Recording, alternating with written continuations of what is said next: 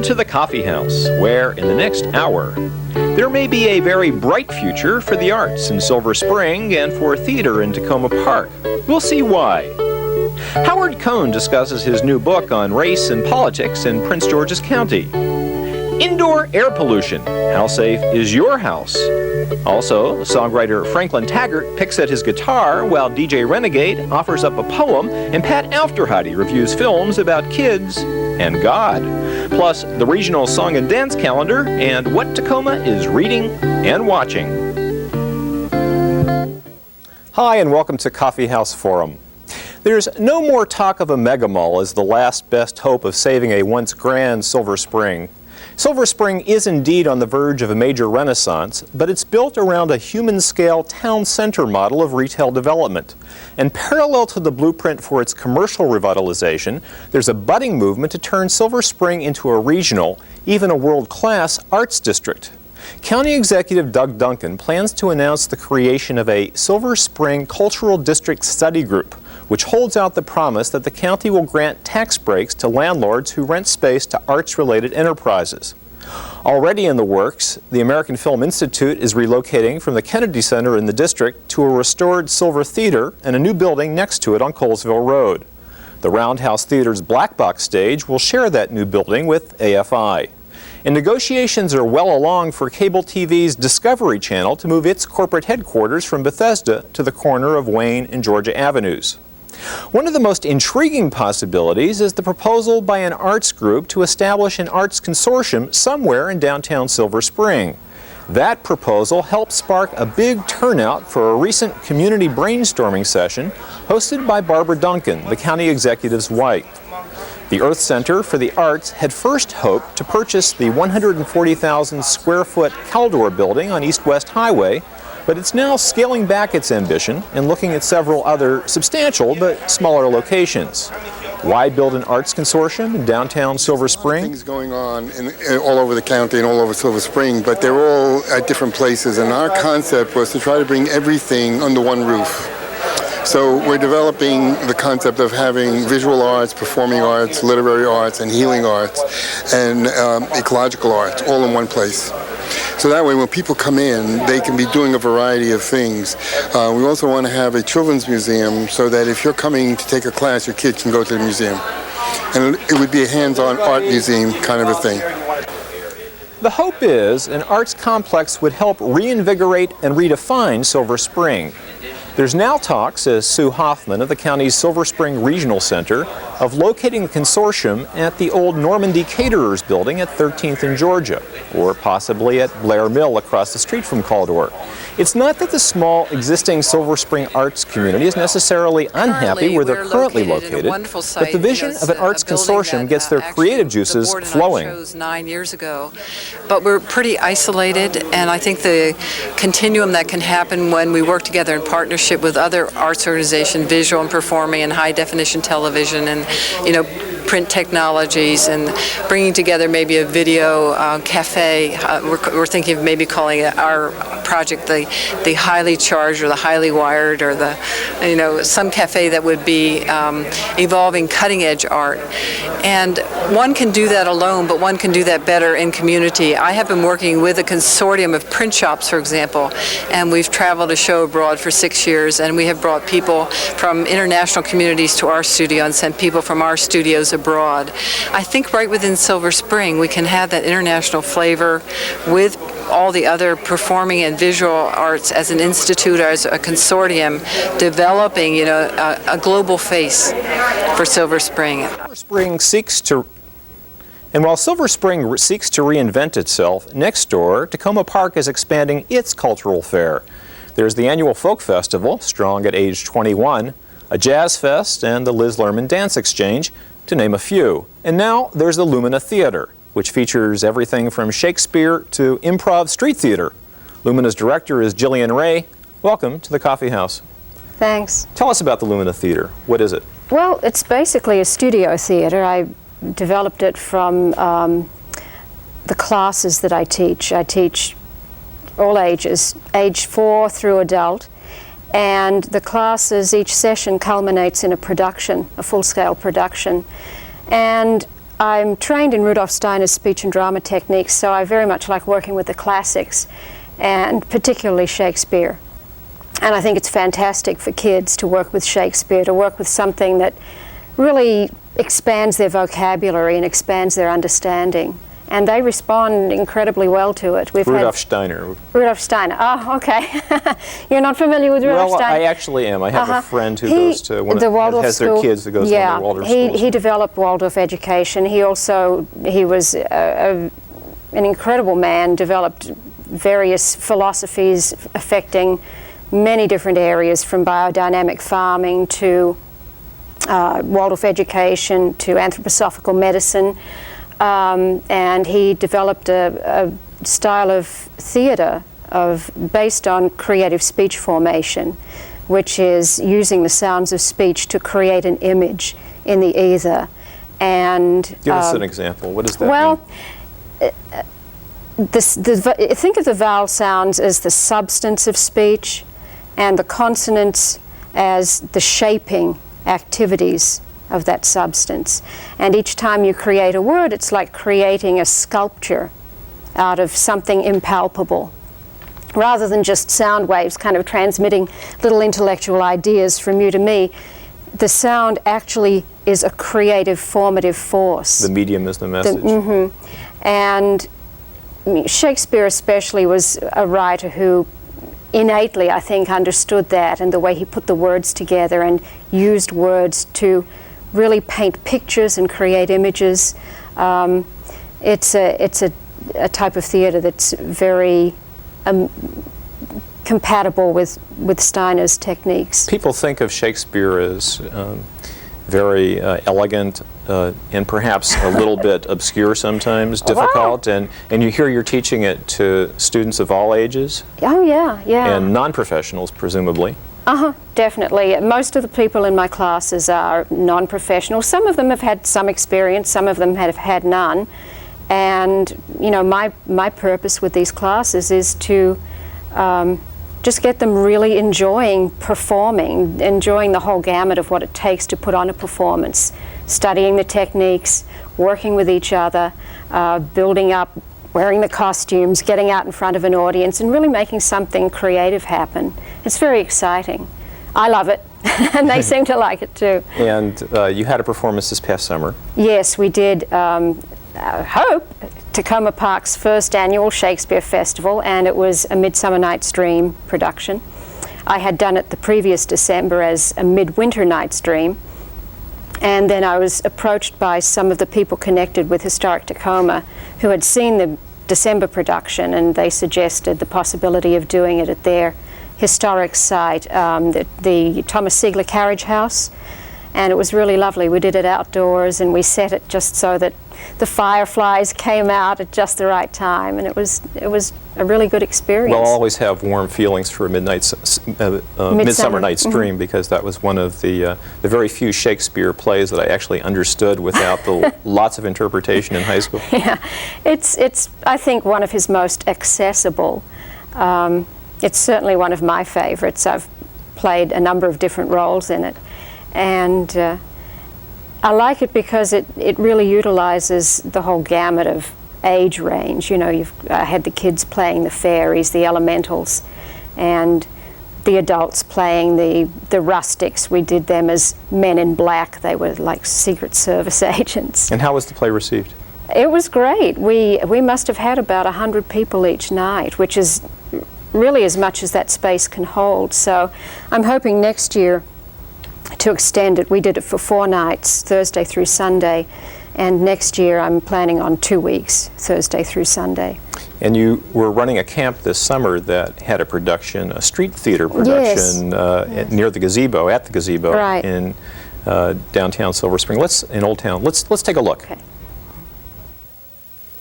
Welcome one and all to the Jane Swan Show.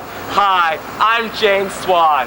Now, please, everyone here, give yourselves a round of applause just for being us here today. Come on, round of applause for yourselves.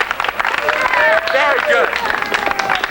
Now, today on the Jane Swan Show, we are going to discuss a very interesting topic.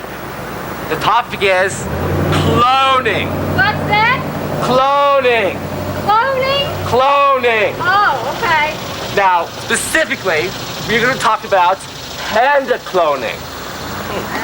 Today, in the studio, flown directly from Beijing, courtesy of Tiananmen Square, we have a group of pandas. One panda has cloned herself 4 times. Let's see here. Bring out Miss Su Young. Round of applause for Miss Su Young, everyone. Round of applause. Miss Su Young, what does it feel like being cloned? Well, it's just great. I can watch myself grow up, and I've never felt so good in my whole life. Well, we have your sister here today. I think she just may have a different opinion. Miss Ling Po! Miss Ling Po! Round of applause, Miss Ling Po, everyone. Miss Ling Po, how do you feel about this? I think it's disgusting and gross. It's just immoral. People should be cloning themselves. Why not? Because it's wrong. We weren't meant to be cloned. Okay, let's bring out the clones! Round of applause for the clones! Yo, clone.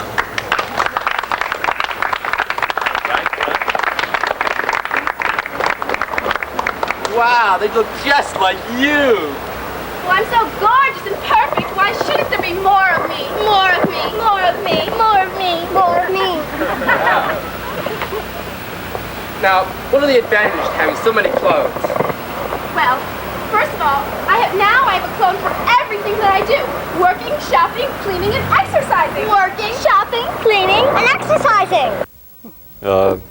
You got new classes going now? Yes, The summer camp was a bit of a departure for me. We did a Commedia dell'arte camp, which is using the stock commedia characters, Pantalone, Capitano, Colombina, and taking current events from the newspaper and various magazines and building improvs around them. So that was a lot of fun. We had a very intense 2 weeks, and we had an amazing group. We had age 6 through 19. We're about out of time. What do you got coming up next? Next is 12th Night. We'll be performing that mid-December, and once again it'll be a culmination of the classes. So this time it'll be about a cast of 40. I have about 40 students this session, which kind of amazes me. Takoma Park has really just absolutely welcomed what I'm doing. We moved here almost a couple of years ago, but this is the 2nd year I've been teaching, and they've really been very enthusiastic about it. That's great. Thanks to Jillian Raye for joining us in the Coffee House and sharing something about the Lumina Theater. I'm Mark Cohen, and this has been Coffee House Forum. Still to come, environmental hazards in your home, the guitar work of Franklin Taggart, poetry by DJ Renegade, Howard Kohn on his new book about race in Prince George's County. But first, the movies. Shirley Temple to Macaulay Culkin. It's been one of the basics of movies that everything's cuter with kids, from tap dancing to kidnapping. How about God? How cute could God get? Well, let's check out the September movie, Simon Birch. I'm not playing the baby Jesus, so just forget it. You're the only one who fits into the manger. Simon.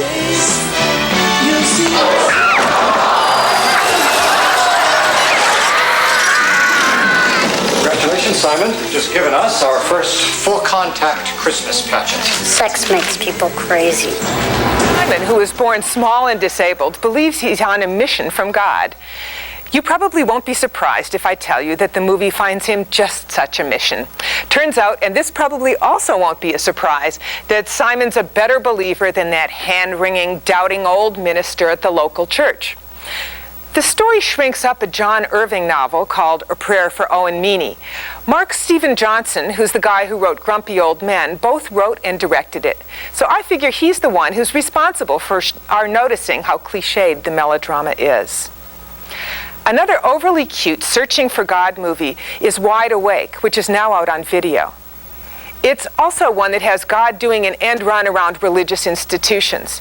Here's our hero who's trying to figure out why God let his granddad die, talking to his Catholic school buddy. You ever think about God? We go to Catholic school. God's like our homework. No, really. No, I don't think about God.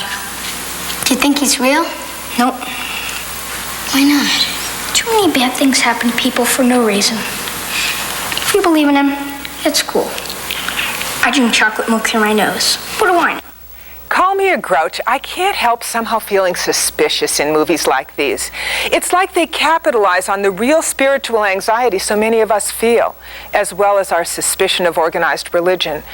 And now that we've shrink-wrapped every other emotion, shall we package our quest for spiritual connection too? If we are, then I want a classier package. And I may have found one in my September favorite, a winner of the Silver Bear Award at the prestigious Berlin Film Festival, Village of Dreams. It's finally out on video. Here's a movie where kids are cute but not cloying. It's made from the memoirs of twin artists in Japan about growing up in a small Japanese village. After World War II, adorable twin boys play them as 9-year-olds. Here, they're both dreaming about fish after a glorious afternoon in which they caught a big one that got away.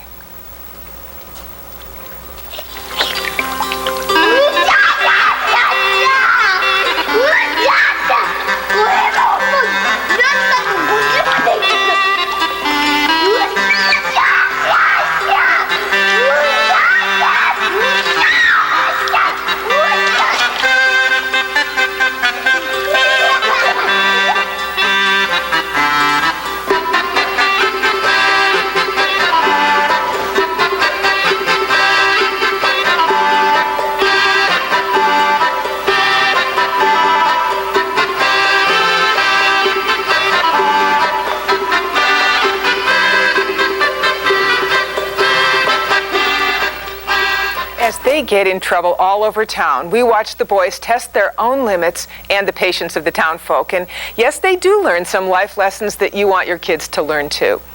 Village of Dreams has subtitles, but there's not enough dialogue to keep the early readers in the family from watching this endearing and even inspiring film. I hope you find a copy at the video store. And if you don't, tell them to call New Yorker Films and order it. Good luck and good viewing.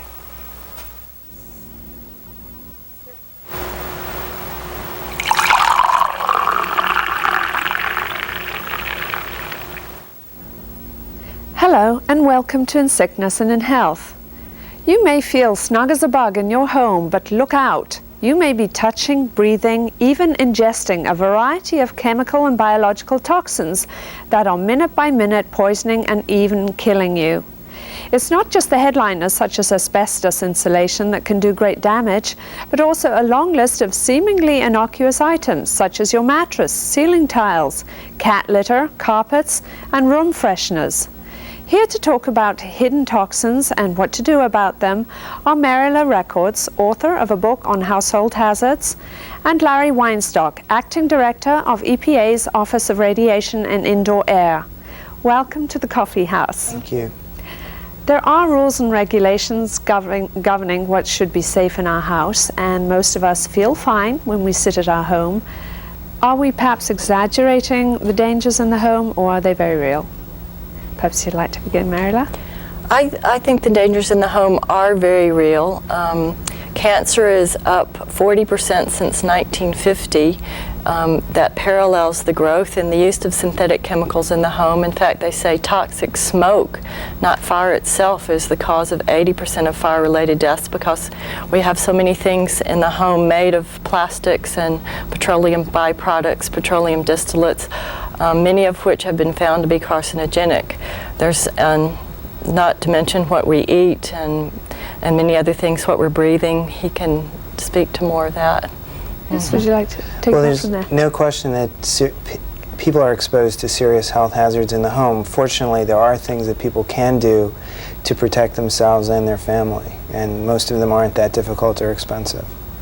But there are rules against using toxic things. How do these other things get by?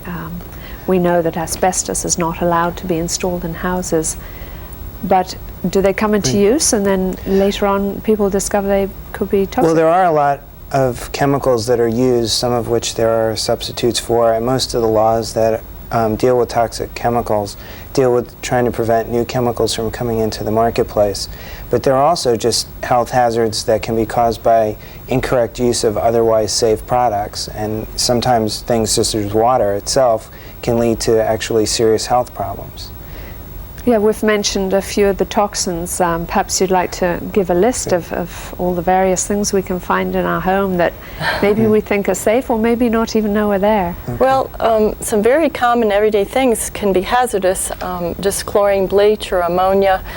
In fact, the number one cause of childhood poisonings is just common everyday household cleaners that aren't illegal necessarily, but that can be caustic.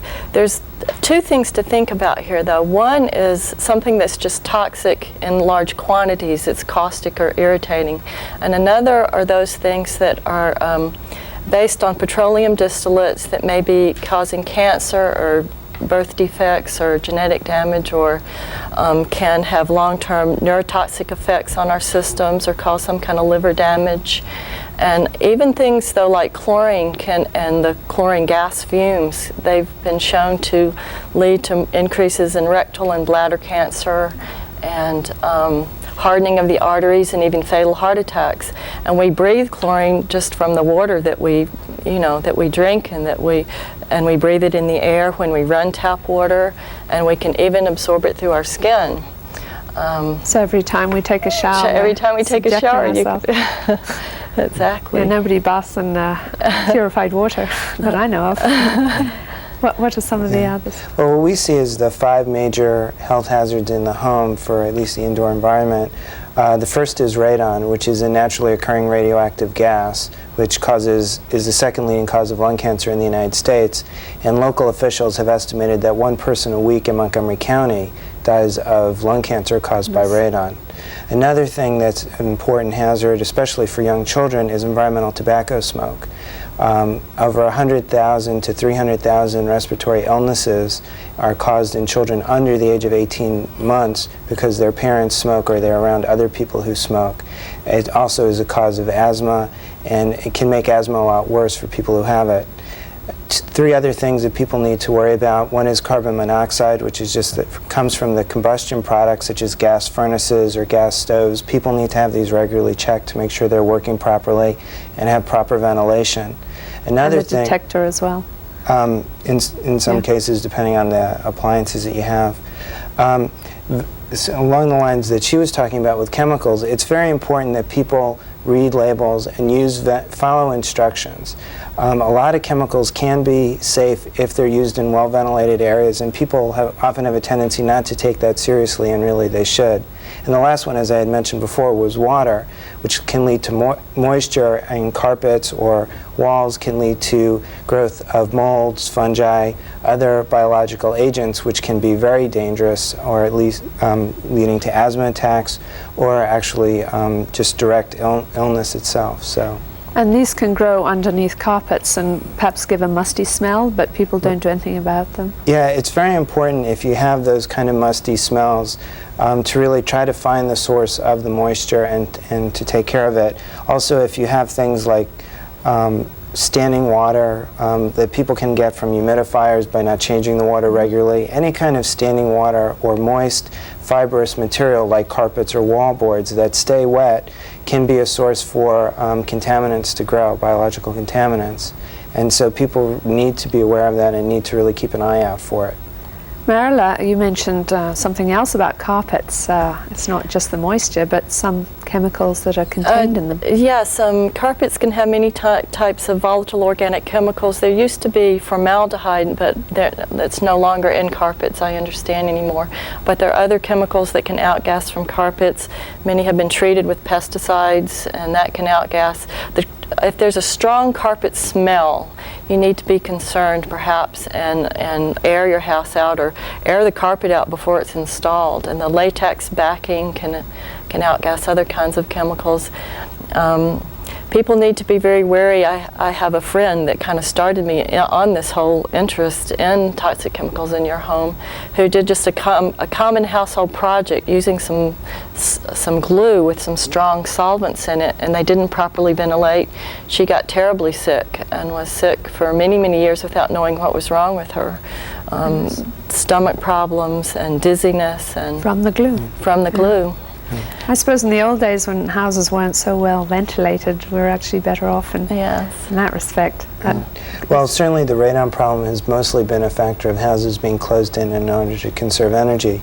But the good news is that if you do things properly, you can get the energy efficiency and a safe indoor home. Yeah. Is radon prevalent in this area? Is it particularly bad? EPA divides the country into 3 zones: Montgomery County and most of the counties north up towards Pennsylvania from Montgomery County, including Baltimore County, although not the city of Baltimore, are Zone 1 counties, so that's the highest level of radon. And almost everything else in Montgomery County is at least Zone 2. So this is an area where you do have to worry about radon, and everyone should have their home tested for radon, and if the levels are above 4 picocuries per liter in the air, they should have their homes mitigated to reduce the radon levels. And there are home kits you can buy to do this. Yeah, the testing is easy. If you're going to have mitigation done, you should get a professional. And from the state of Maryland, you can get a list of people who are, or especially Montgomery County, which has a great radon program, a list of people who are trained and can really do good jobs in radon mitigation.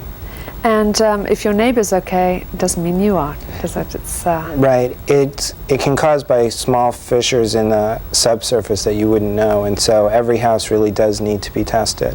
Zone 1 just means it's more likely to happen, but anywhere in the country, anybody could have a high radon level in their home. What about things like cat litter, air fresheners, products that people wouldn't perhaps normally think of being dangerous? At what level do they become dangerous? Well, cat litter, of course, well, many people may know this, pregnant women should never handle cat litter. But also it could have some talc or silica type materials that, just like asbestos, could get lodged in the lung tissue. Air fresheners, I don't know, maybe isn't such a big problem, but some of them can contain cresol that is a highly toxic and carcinogenic, or it just can deaden the nerve tissues is what it does, or coat the nose with an oil so that you don't smell anything rather than really truly eliminating the odor. So there are better ways. How do we know what's in our house? If it's an old house, many people have lived there, how can we check whether we have asbestos ceiling tiles, lead paint, to mention some of the dangers? Well, if your home was built and has paint in it from before 1978, and certainly if there was painting done in the 60s in the home, it is likely that there is in fact lead paint. Who can test it for you? Who could come into your house though and say that's toxic, that's toxic? Right. Well, there are various contractors. Certainly there's a lot of people, especially related to the home inspection industry, because a lot of inspections are done during home purchases, who can test for lead in the paint. Although one of the things that people need to be aware of is just because there is lead in the paint doesn't mean it's inherently a hazard, and you have to see whether the paint is in good quality. Sometimes people can overreact and just start pulling things off, and that actually can cause a lot of flaking and really put a lot of material into the air and into the dust. So you should get it done professionally if you're going to get it treated. I think I mentioned some people that come to your home in my book that can do this. What you also mention is how to get rid of, say, an ant spray container. You don't just throw it in the trash. I know we have some stills showing the kind of ways you should dispose of things that you do use in your house, even right down to nail varnish. You have to think carefully about how they should meet the environment as well as being in your house. Yes, in my book I have a hazardous waste disposal chart, and there are really 4 types of materials in your home that should be treated differently. One type is, as I was speaking about, paint thinners and pesticides, anything that contains something that could be carcinogenic or really neurotoxins or some of the more heavy-handed kinds of things, you should always take to a hazardous waste disposal facility. Another kind that's just maybe caustic, like chlorine or ammonia, you can just dilute when you pour it down the drain, you know, run with lots of water. A third type, water-based paint or anything water-based that's dried up, you can just throw in the trash.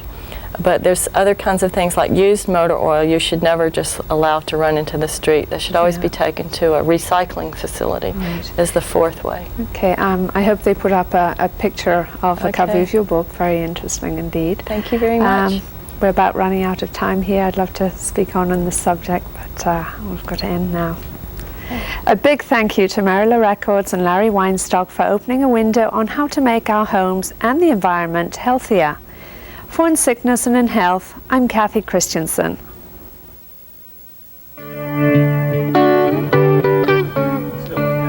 Songwriter Franklin Taggart, a DJ Renegade poem, and Howard Kohn dons a different cap and joins Lisa Page on Writer's Block.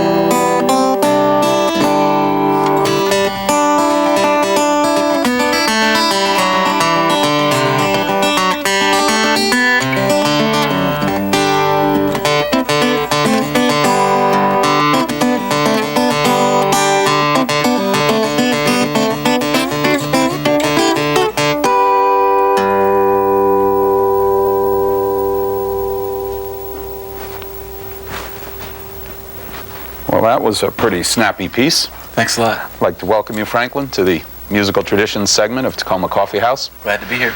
So if I start playing guitar, how long before I can do that? You know, that's a question people always ask. Like, well, how long would it take me to play like that? Desire. I've been playing 23 years, and I'd still like to play that song better. So it would take you about 6 months to learn the basics. Right. And from there you can build a house. And then, right, 20 years later. What style would you call that? Somebody comes up, they say, the heck was that? I always call that Mexican bluegrass, but okay. Is it a finger, what we call finger style guitar? Yeah, that would be a finger style piece. And it abruptly changes tempo a couple times in there. Yeah, there are a couple of places where I really want it to take off. Right. Especially on the climb, where I go from one end of the neck to the other. I want it to go pretty quick. Any influences, other guitarists that you sort of, you hear them and you say, yeah, I want to incorporate a little of that into my music? There are a lot that I really enjoy. I think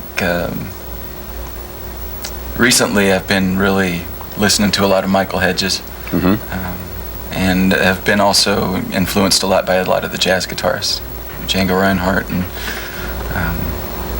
folks who use different voicings for the same. And you have an chords. advantage over Django because you have all your fingers. Oh yes. Right. And I'm still alive. Yeah, that's right. He hasn't been doing much lately. A lot of people mention Django. Yeah. Amazing influence.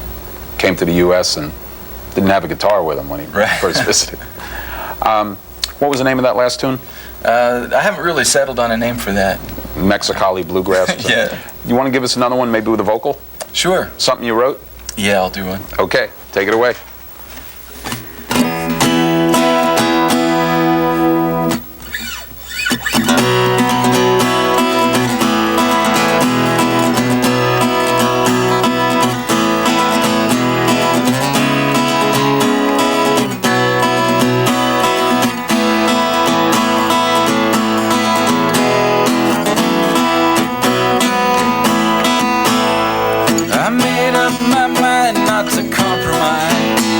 Until I saw the moonlight flicker in your eyes.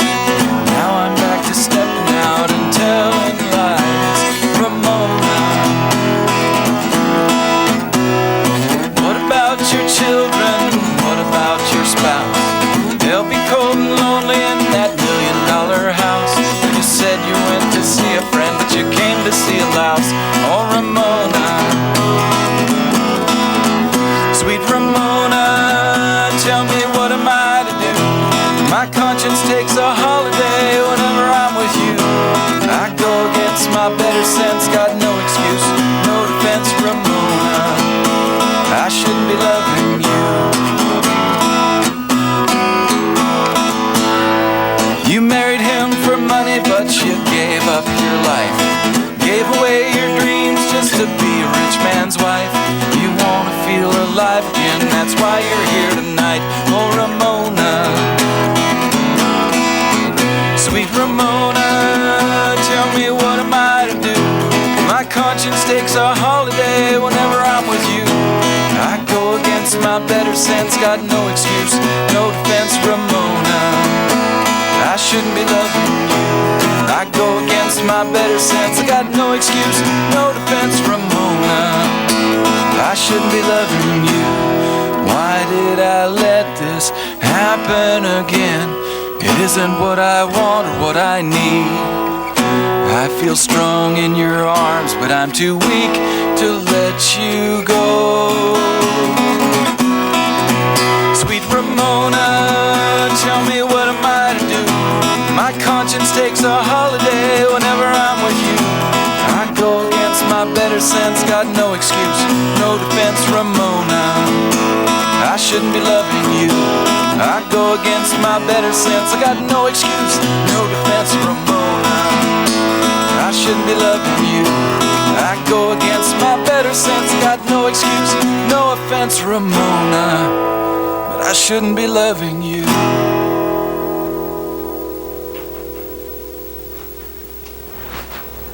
Well, have the names been changed to protect the innocent there?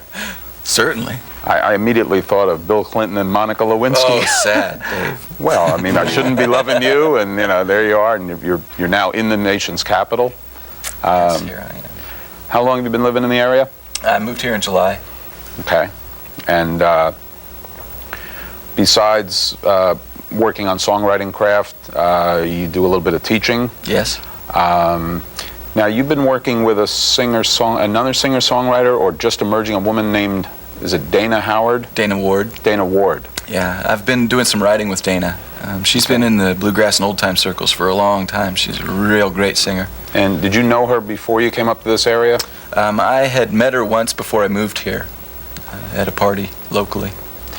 Is it important, you think, to play out, meaning the two of you would go out, work as a duo, or is it really the emphasis on crafting songs together, feeding, and it's not necessarily that important to be out in front of an audience? Right now the emphasis is more on writing. Yeah. We haven't performed in public together. We've sung together a couple of times just privately, but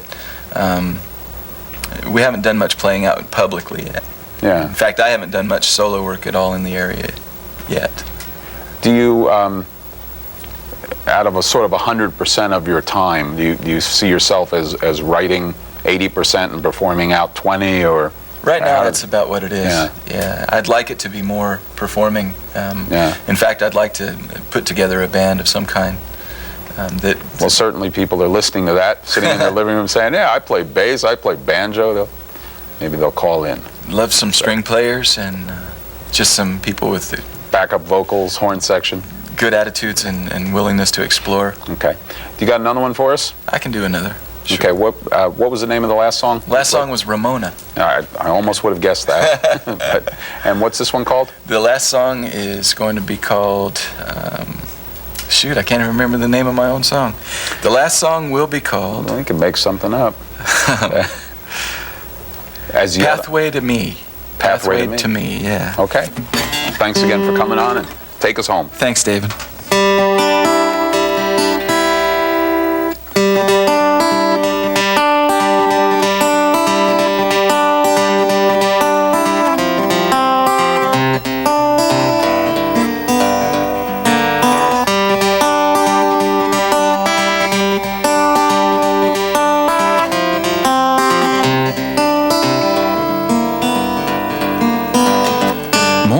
Crashes through my window. I reach across my empty bed. Snooze alarm gives me 9 minutes freedom from chasing lonely thoughts around my head. I'm half awake but half asleep. You dance across the corner of my mind. I can see you, but you're still out of reach, hiding in a place that I can't find. One more day, I'm 24 hours closer to the time when my looking days are over. My teardrops find their way to the sea, while you make a pathway to me.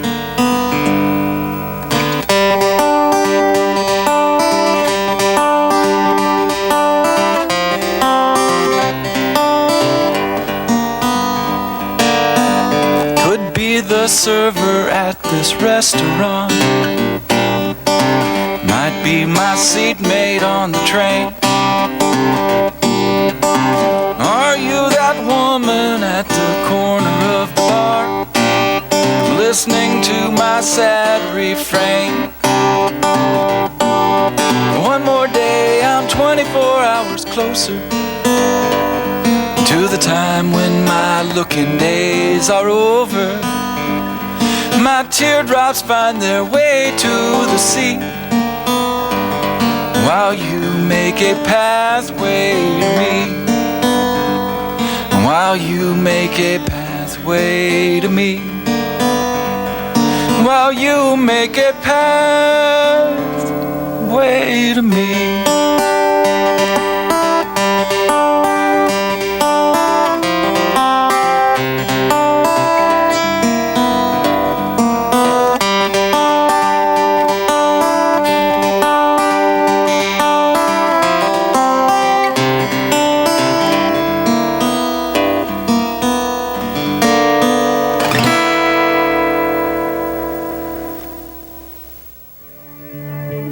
Yet to come, Howard Kohn on his new book about race and politics in PG County, and a poem by slammer DJ Renegade.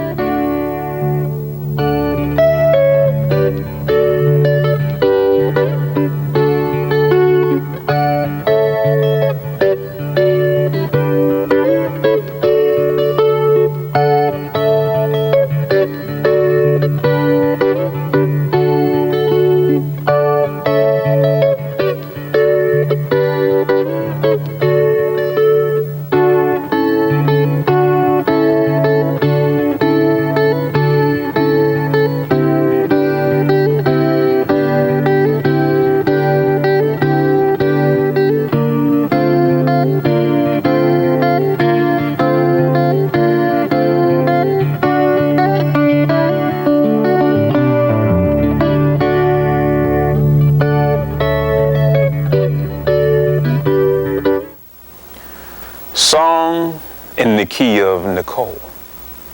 She's Miss Sweet Potato Brown, a steamy cocoa-colored statuette with caramel-colored eyes that are always in search of something.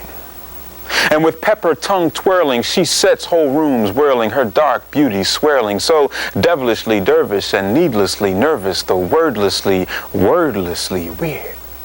And after seeing her, brothers stumble into drugstores and desperately undress all the chocolate bars.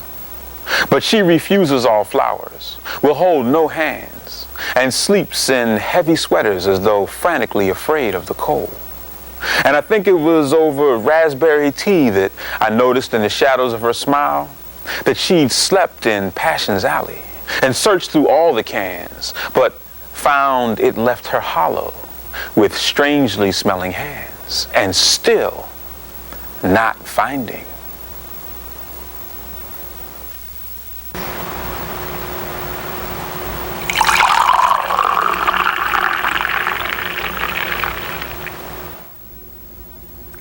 Geography is the subtext of all politics. If you think about it, so much of our lives is dictated by where we live. The margins, the borders, the higher ground, the low country. The way land is divided can reflect the way people are divided in terms of class, race, and even religion. Suburban Washington, D.C. is just one example of this. Prince George's County has seen an incredible shift in its population, where once it was home to white people harboring a, quote, Southern attitude with a Northern address. Today, it is home to a sizable section of the black middle class. Author Howard Kohn examines this change in his book, We Had a Dream, a tale of the struggle for integration in America. Through a series of anecdotes, he looks at individuals wrestling with resistance and acceptance. He looks at our national ambivalence as it plays out on the geographical landscape of Prince George's County. Howard Kohn is the former Washington bureau chief for Rolling Stone magazine and for the Center for Investigative Reporting. His previous books are Who Killed Karen Silkwood, which became the basis for the film Silkwood, and The Last Farmer, a finalist for the Pulitzer Prize in nonfiction. His work has appeared in numerous publications, including Esquire, Reader's Digest, and the New York Times Magazine. He is also a fellow host of Takoma Coffee House. Welcome to this segment of the program, Howard. Thank you. That was eloquent. Thank you. Did you write that yourself? I did. Speaking of writing, you've written a book about race. How did that subject occur to you this time around? Well, it's a book from the heart, really. When I was in high school, there were two groups of outcasts. There were the farm kids and the black kids. Mm-hmm. And so we bonded because we were both tormented and harassed for a while. And this was in Michigan? This was in Michigan. This was in a little, in Bay City, Michigan, town that it had been a lumber town of millionaires, and so it was a town of class, and farm kids were trash, and so were black kids. And when you came to write this book, though, you said earlier that you decided not to go to Mississippi, or you did go to Mississippi? Well, I went to Mississippi. I wanted to write about growing up. Through that, I came to really believe in the dream of civil rights and of all of us bonding together on some level. And so I'd finished a book. I'd and I wanted to go back to those roots and write about it. And Mississippi was where I'd always wanted to go. I'd never had a chance to go when I was a kid or when I was a student radical. But it's a long way from home, and then I thought, really what I wanted to do is write something that was close to home, that was close to my heart. And so next door is Prince George's County. And as you said, it's a milieu that doesn't exist in very many places. It's a place where overachievers, especially overachievers who believe in the civil rights dream, have come to live. And it's been a fairly quick change in the last 20 years. Fabulously quick change. And I mean, the statistics are very interesting because it's essentially the only jurisdiction which is predominantly African American today, where the per capita income has gone up, significantly up. Yes. Big time up. Well, and could you talk a little bit about how you basically choose certain stories to follow? You've got certain characters that you take us through with this book. You've got a murder mystery, for instance. You've got an interracial love affair. You've got various politicians and their stories. Could you talk a little bit about how you came upon that, why you chose that way to tell this story? Well, we went through the period of laws and politics, and a fantastic period, but well written about. And I think we're now into the next period, which is about rubbing elbows and about friendships and love affairs. And the politics that I write about is very local and very personal. It's about making alliances and allegiances that are in your best interest, self-interest, that combine race, but also manipulate race. And I think that's sort of where we're at in terms of the country and in terms of race relations. We're doing a number of good things with each other, but we're also manipulating the hell out of the situation. And talk a little bit about that, because there's some very unpleasant, uncomfortable situations in this book that you... Yeah, well, I think it's a necessary phase to get through. I think that race colors, that's a unnecessary pun, yes. Right. Prejudice is a lot of what we do, and probably unnecessarily, but inevitably, because we are so caught up in our recent past. And I mean, there's a moral dilemma that a lawyer who is a black woman enters into, because she represents a white woman client who has some measure of guilt, and the co-conspirator with the woman is a young black man who's dead, who maybe has less guilt. Right.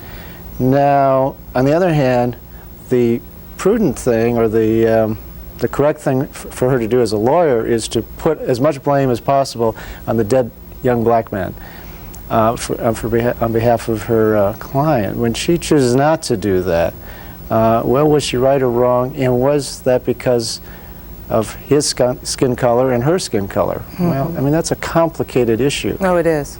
But that's where we're at. Well, and that's what I think is so interesting about the book. It's the real picture of race relations today. I mean, it's we had a dream, not we have a dream, even as it's not a totally pessimistic picture at all. I mean, you've got a lot of optimism in there, but it is this realistic picture of where we are. Yeah, it is. It is. I think it's what we have to go through to get to the next stage, and I don't know how long it will take, but I think it's ultimately healthy. Yeah. I mean, I think getting down to a personal level is where race relations need to go. So eventually we'll decide, well, I like you or not, but maybe that doesn't matter what your color is or my color is. Maybe it's just because of who you are.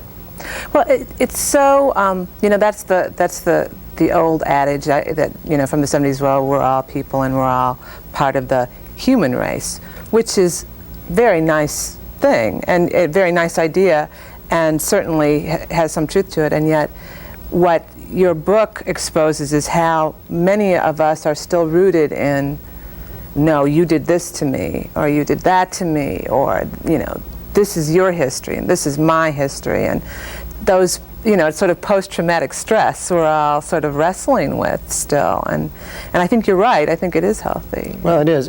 There's one of the, there are sort of two love affairs between people of different colors, and one ends unhappily, and then one ends happily, and you know, and that's exhilarating on some level, and it's incredible that it's happened because the same guy's involved in both love affairs, and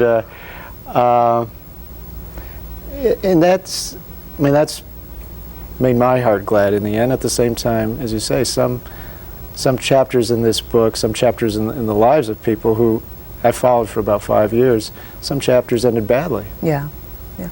Well, Prince George's County is such a sort of metaphor for the country, too, even as it's very unusual in terms of the per capita.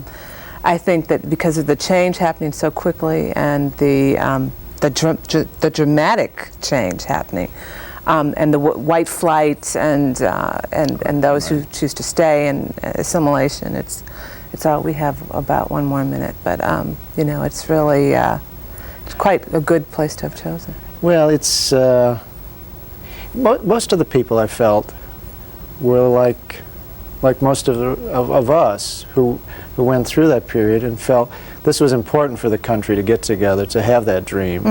But you know, things happened along the way, and they weren't all good, but they weren't all bad either. No, that's right, and continue to. I mean, that continues to be the story, and sort of the way you wrap it up is we've just sort of got to keep fighting the fight. Keep fighting the fight. Anyway. And I could write a sequel, I guess, in 20 years. There you go, the next one. Yeah. So, thanks to Howard Kohn for trying out a new segment of the Coffee House. I'm Lisa Page, and this has been Writer's Block. That's it for the September edition. See you next month in the Coffee House.